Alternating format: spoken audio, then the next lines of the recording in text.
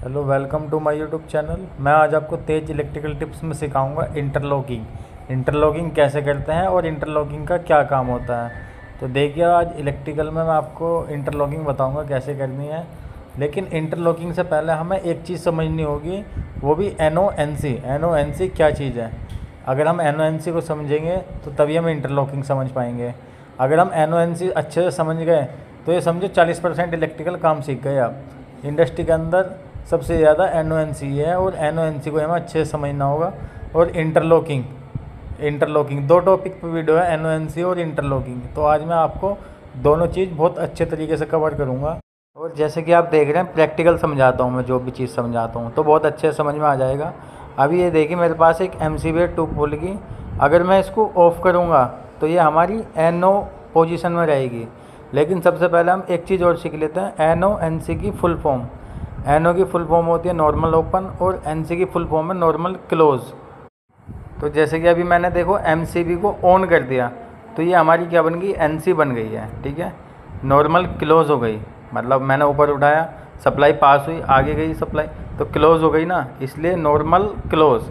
अगर मैं इसको गिरा दूंगा, डाउन कर दूंगा तो सप्लाई कट जाएगी, मतलब नॉर्मल ओपन, तो एन ओ हो गई। इसलिए मैं आज आपको दोनों चीज़ बहुत अच्छे से समझाऊंगा। वीडियो को लाइक करना, शेयर करना और चैनल को सब्सक्राइब ज़रूर करना। तो अभी आपको समझाया एमसीबी के बारे में, और अब समझाऊंगा मैं पुश बटन के बारे में। पुश बटन हमारा क्या है, तो देखिए, जो हमारा स्टॉप बटन होता है वो हमारा एनसी होता है। इसके नीचे जो एलिमेंट लगा होता है वो हमारा एनसी होता है, मतलब नॉर्मल क्लोज। ये हमारी क्या, सप्लाई को आगे रनिंग में रखता है, एनसी है।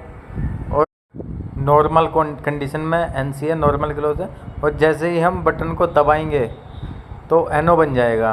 अभी आप एनसी का समझे, नॉर्मल कंडीशन में एनसी, जैसे ही हम बटन दबाएंगे तो एनओ पॉइंट बन जाएगा, मतलब नॉर्मल ओपन हो जाएगा। ठीक है, तो अभी आप एनसी के बारे में समझे। अब आप समझिए एनओ के बारे में, जो इसके बराबर में ग्रीन वाला है, ये नॉर्मल कंडीशन में एनओ है, मतलब नॉर्मल ओपन। और जैसे ही हम बटन दबाते हैं तो नॉर्मल क्लोज हो जाता है, एनओ एनसी बन जाता है। जैसे कि अभी समझाया, नॉर्मल कंडीशन में एनओ है, जैसे ही हम दबाएंगे तो एनसी बन जाएगा। अभी आप दोनों अच्छे से समझ गए, एनसीबी और एनओबी दोनों का क्या काम है। तो अब आप एमसीबी समझ गए और पुश बटन भी समझ गए। अब कॉन्टैक्टर को समझते हैं, कॉन्टैक्टर क्या है।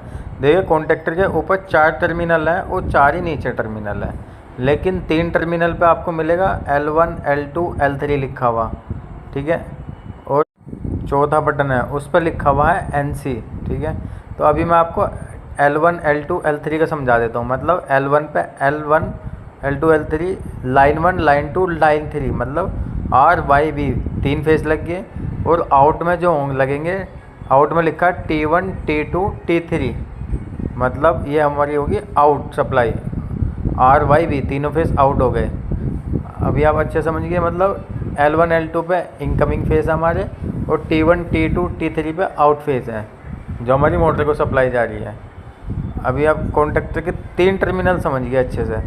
और ये 3 अभी क्या है, जब कॉन्टैक्टर बंद है तो ये एनओ पोजीशन में है, मतलब ओपन है, अभी सप्लाई आगे नहीं जा रही। जब तक कॉन्टैक्टर ऑन नहीं होगा तो एनओ है, और जैसे ही कॉन्टैक्टर ऑन हो जाएगा तो ये पॉइंट एनसी बन जाएंगे तीनों, L1 L2 L3 जो मैंने दिखाया।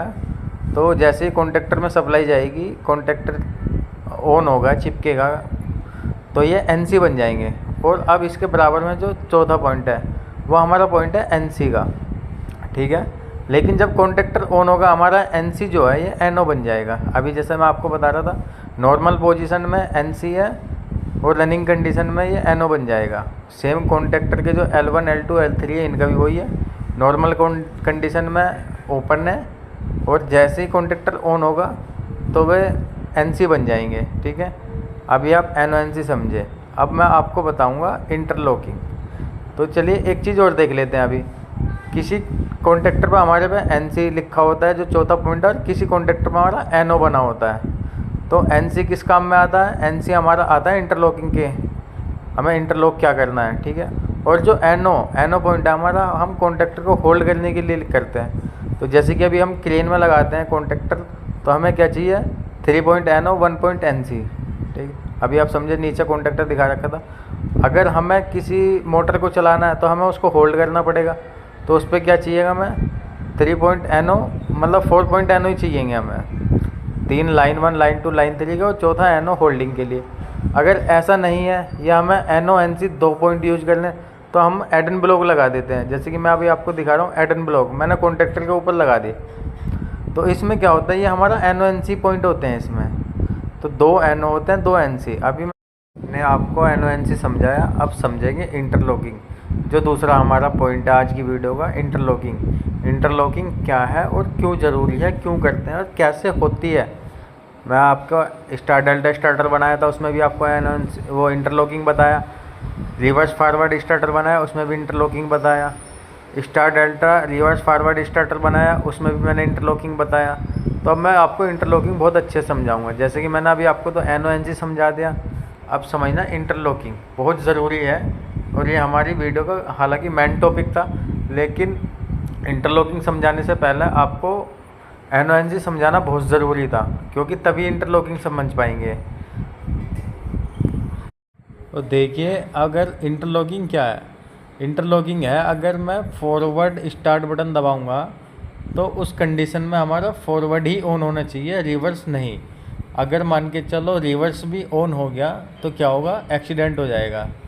इसलिए हम इंटरलॉकिंग करते हैं, इसलिए इंटरलॉकिंग हमारी बहुत ज़रूरी है। अभी जैसे कि आप देख रहे हैं कि मैंने फॉरवर्ड बटन दबाया तो हमारा फॉरवर्ड चला, अगर मैं उस कंडीशन में रिवर्स का भी दबा देता गलती से या कैसे भी, तो हमारा रिवर्स इंटरलॉकिंग हुई भी है तो नहीं चलेगा, हमारा एक्सीडेंट भी नहीं होगा। अभी जैसे कि हम क्रेन है, क्रेन हम चलाते हैं, हम अप डाउन अप का बटन दबाते हैं, अगर हमने उसके साथ डाउन का भी दबा दिया तो अगर इंटरलॉकिंग नहीं होगी तो वहाँ एक्सीडेंट हो जाएगा, ठीक है। इसलिए हम इंटरलॉकिंग करते हैं। अगर हम अप का दबा रहे हैं, इंटरलॉकिंग है, तो चाहे डाउन का दबा दो, कोई दिक्कत नहीं होने वाली है। अभी देखिए जैसे कि मैंने एक बटन दबाया फॉरवर्ड, तो फॉरवर्ड बटन से जो हमारा फेस निकल के गया वो गया रिवर्स कॉन्टेक्टर के NC पॉइंट से। अभी आप देख रहे हैं फॉरवर्ड बटन से जो हमारा तार निकल रहा है 4 नंबर से, वो रिवर्स कॉन्टेक्टर के NC पॉइंट पे लगाया जाके, ठीक है। और NC से आउट होके वो फॉरवर्ड कॉन्टेक्टर के A1 पे लग गया। अभी आप इसी कंट्रोल वायरिंग में आप ये समझो क्रेन की वायरिंग सीख जाएंगे, क्रेन की कंट्रोल वायरिंग, ठीक है। अभी ये क्या तार हमारा फॉरवर्ड कॉन्टेक्टर के A1 पे लग गया, तो अभी आप समझेंगे कि रिवर्स में को क्यों निकाल रखा, यही तो इंटरलॉकिंग है, इसलिए मैंने इंटरलॉकिंग आपको बताई। तो अब देखो मैं फॉरवर्ड बटन दबाऊंगा, फॉरवर्ड के साथ साथ मैं रिवर्स दबाता हूँ, तो देखिए क्या होता है, रिवर्स चलेगा कि नहीं चलेगा। देखिए मैं रिवर्स का ही बटन दबा रहा हूँ लेकिन रिवर्स नहीं चला, क्योंकि जब तक फॉरवर्ड चल रहा है रिवर्स नहीं चलेगा, क्योंकि रिवर्स की जो सप्लाई है वो फॉरवर्ड कॉन्टेक्टर के NC पे कट गई, क्योंकि हमारा फॉरवर्ड कॉन्टेक्टर ऑन हुआ और सप्लाई कहाँ गई हमारी, फॉरवर्ड कॉन्टेक्टर के NC से गई रिवर्स की। तो जब हमारा फॉरवर्ड कॉन्टेक्टर चल रहा है तो जो हमारा NC पॉइंट था वो NO बन गया, तो सप्लाई कट गई रिवर्स कॉन्टेक्टर की। इसलिए अगर हम रिवर्स कॉन्टेक्टर का बटन दबाते रहे कितने ही, वो आगे सप्लाई पास नहीं होगी, क्योंकि हमारा कॉन्टेक्टर का जो NC था वो NO बन चुका और उसने सप्लाई आगे काट दी। इसलिए हमारा रिवर्स कॉन्टेक्टर ऑन नहीं हुआ फॉरवर्ड के साथ में, इसीलिए इंटरलॉकिंग करते हैं, इसलिए इंटरलॉकिंग बहुत ज़रूरी है। अभी आपको मैंने अच्छे समझाया बिल्कुल। और सेम कंडीशन फॉरवर्ड के साथ भी है, अगर मेरा फॉरवर्ड चल रहा है तो रिवर्स नहीं चलेगा, अगर रिवर्स कॉन्टेक्टर चल रहा है तो फॉरवर्ड कॉन्टेक्टर पर सप्लाई कट रही है। अभी देखिए जैसे कि मैं दबाया रिवर्स का, अब मैं इसके साथ दबाऊंगा फॉरवर्ड का, नहीं चलेगा, क्योंकि रिवर्स कॉन्टेक्टर चल गया तो फॉरवर्ड कॉन्टेक्टर का जो मेरा तार था स्टार्ट करने वाला वो रिवर्स कॉन्टेक्टर के NC पॉइंट से निकला हुआ था, लेकिन उस समय तो जब रिवर्स कॉन्टेक्टर चल रहा है NC तो NO बन गया, ठीक है। रनिंग कंडीशन में जो NC था वो NO बन गया, तो फॉरवर्ड कॉन्टेक्टर की सप्लाई आगे जाएगी नहीं कॉन्टेक्टर तक, तो कॉन्टेक्टर ऑन नहीं होना, इसलिए इंटरलॉकिंग करते हैं। ये इंटरलॉकिंग क्रेन में हुई, जब हमारा मेन PCC पैनल होता है जनरेटर को ऑपरेट करने के लिए और हाइडल को ऑपरेट करने के लिए, वहाँ भी इंटरलॉकिंग काम आती है, क्रेन में आती है, स्टार डेल्टा में, रिवर्स फारवर्ड में। मतलब इंटरलॉकिंग बहुत ज़रूरी है और सीखनी समझनी। लेकिन इंटरलॉकिंग से पहले मैंने आपको एक चीज़ बताई थी, NO NC समझे, NO NC पे तो टिका हुआ है सब कुछ, इसलिए तो इंटरलॉकिंग बनी। अभी आप देख रहे थे जो नॉर्मल कंडीशन में NO था वो रनिंग कंडीशन में NC बन गया, जो नॉर्मल कंडीशन में NC था वो रनिंग कंडीशन में NO बन गया। अब मैं आपको चेक करके दिखाता हूँ। अभी देखिए मेरा जो कॉन्टेक्टर है ये बंद है, मतलब एनो पोजीशन में है, और मैंने ले लिया अपना सीरीज़ लैम्प। ठीक है, अब मैं लगा रहा हूँ L1 पे और T1 पे, तो क्या है, बंद है कॉन्टेक्टर। और जैसे ही मैं दबाऊँगा स्टार्ट बटन, कॉन्टेक्टर चल गया, तो वो हमारा एनो था। L1 और T1 एनो है, मतलब कॉन्टेक्टर बंद है, तो L1 L2 L3 एनो थे। अब जैसे ही कॉन्टेक्टर ऑन हुआ NC बन गए। अब सीरीज़ में भी दिखा रहा हूँ आपको, सीरीज़ लैम्प में मैंने आपको बल्ब जला के भी दिखा रहा हूँ। अब मैं दूसरे कॉन्टेक्टर पे भी दिखा दूँगा आपको ऐसे ही करके।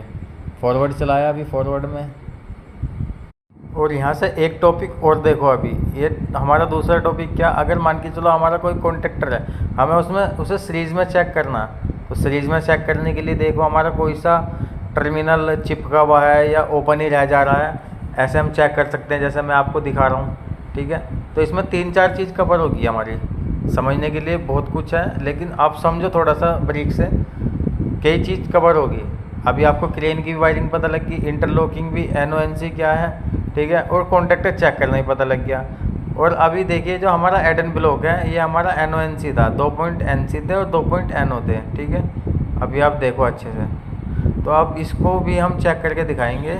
जो हमारे NO है और नॉर्मल पोजीशन में NO है, रनिंग कंडीशन में NC बनते हैं या नहीं।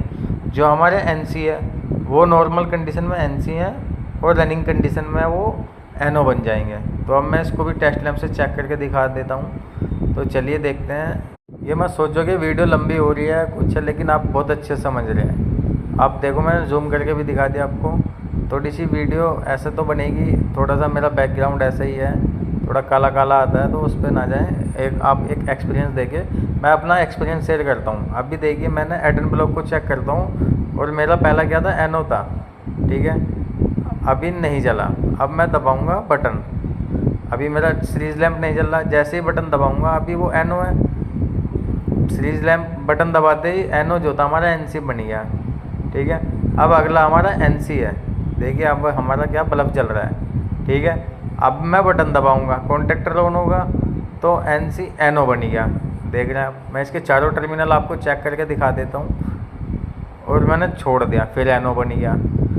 तो ये सारी चीज़ें कवर करेंगे तो बहुत आसान होगा काम सीखने में और फॉल्ट पकड़ने में भी, क्योंकि जब तक प्रैक्टिकल नहीं समझेंगे तो फॉल्ट पकड़ने में भी दिक्कत होगी और काम को करने में भी दिक्कत होगी। इसलिए प्रैक्टिकली सिखाता हूँ मैं और करके दिखाता हूँ। थोड़ी सी वीडियो लंबी तो होती है, उस पर मत जाना, वीडियो को पूरा देखे, काटो मत ना, बहुत अच्छे से समझ जाएंगे आप सारी चीज़ें। तो अभी इसमें देखो, एक टॉपिक मैंने बताया था क्रेन का भी क्लियर हो रहा है। क्रेन में क्या है, हमारा रिवर्स फॉरवर्ड ही है। अप चलाया, ठीक है, फॉरवर्ड चला, डाउन चलाया, रिवर्स चला।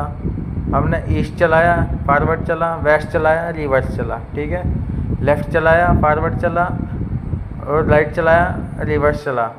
और आप ऐसे ही कंट्रोलिंग कर देंगे, उसमें इंटरलॉकिंग कर देंगे, और कंट्रोल वायरिंग भी आप समझ गए, इंटरलॉकिंग के साथ साथ। और NONC मैंने आपको बहुत अच्छे समझा दिया। चाहे तो आप पिछली वीडियो मेरी देख लेना, रिवर्स फॉरवर्ड की है, स्टार डेल्टा स्टार्टर है, रिवर्स फॉरवर्ड स्टार डेल्टा है, सभी में इंटरलॉकिंग है और NONC सेम है। तो आप उन वीडियो को भी देख सकते हैं, स्क्रीन के एंड में मैं दिखा दूंगा, आपको दे दूंगा, वहाँ से आप जाके देख लेना वे वीडियो भी, उनमें भी इंटरलॉकिंग है। और कितने अच्छे तरीके से समझाया, बिल्कुल प्रैक्टिकल समझाया, और आपको बिल्कुल समझ में आ भी गया होगा जिस हिसाब से मैंने समझाया। बिल्कुल जीरो से एक एक पॉइंट पकड़ के समझा दिया। तो वीडियो कैसी लगी है, वीडियो को लाइक करें, शेयर करें, और चैनल को सब्सक्राइब ज़रूर करें, क्योंकि मैं प्रैक्टिकली ही वीडियो बनाता हूँ। जो नए बंदे हों चाहे पुराने हों, कोई भी, किसी को समझने में दिक्कत ना हो। और मेन चीज़ है कि मैं एक एक तार पकड़ के सिखाता हूँ। ये नहीं है कि मैंने मोटा मोटा हवा में बता दिया, काप पे लाइन खींच दी। मैं बिल्कुल एक एक तार लगा के बताता हूँ, कैसे कैसे ये आगे तार बढ़ता कैसे जाएगा, कहाँ कहाँ लगता जाएगा। तो वीडियो को पूरा देखना और चैनल को सब्सक्राइब ज़रूर करना।